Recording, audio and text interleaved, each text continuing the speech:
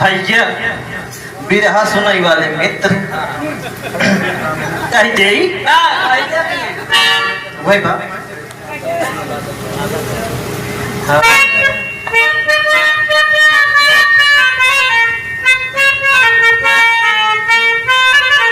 भैया अरे आदमपुर में लागल बाबा बजरिया न हो हीरा रतना बिना